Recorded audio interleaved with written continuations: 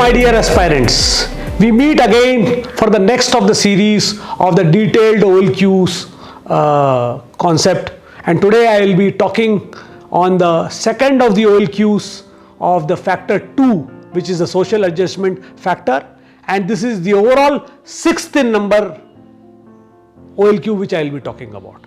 And this OLQ is called as cooperation. As the name suggests, in this OLQ, very simply, we look at people as to how they cooperate with others, but it has to be willingly. The important part is willingly. So many times we see candidates out here who actually don't want to discuss, it is just artificially they're saying yes, yes, yes to the other person, or artificially coming up with a story or anything or any action which shows that you are trying to be cooperative, but given an actual scenario, you may not cooperate. So the important aspect to keep in mind in this OLQ, what we look at out here, would be, are you willingly able to cooperate with your seniors, your juniors and your colleagues? Even if there are people whom you may not agree to their points of view, you can discuss it democratically with them on all the issues.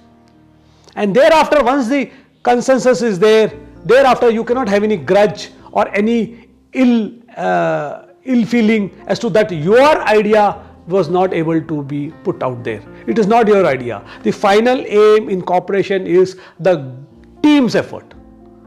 What have you done as a group? So this thing is very again clearly seen in the psych, GTO and interview. So all the questions out there would be a way in which we will be checking as to what is your involvement in the overall consensus which are arrived at whenever you are dealing with others. It could be your parents, it could be your teachers, it could be your friends, it could be your colleagues in the office. See, anywhere which is there, we would look as to how involved are you, how genuine are you when you are dealing with others. Even you may have a different opinion or different way of doing things, but are you remembering the ultimate goal for which the whole task has been given? So again, how I would like you to develop on this would be, again, as I always say, don't be two different people. One for the SSB, one for the of the SSB. Try to inculcate in your daily life whenever you are getting involved with anybody else as to how you can make life better for the other person. The moment you answer this question, how are you of help to the others?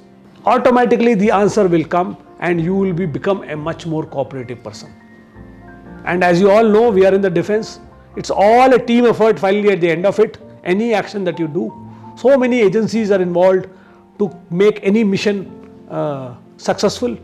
And this aspect is a very key aspect that is to be there in a potential officer for the armed forces. And lastly, in this cooperation, one important aspect which is very, very clearly seen is the team spirit that you have. How do you gel in a team? With what enthusiasm are you are part of coming up with the group ka aim to solve? Whether it is your aim or not aim is immaterial. In all your life, in whichever endeavors you are doing, in your organizations or in your studies or your personal life, and certainly obviously in the SSB, team spirit is a very, very important aspect which is seen out here. And with this, I will finish off this video. See you in the video which talks about a very important OLQ called sense of responsibility. Thank you very much for watching this video.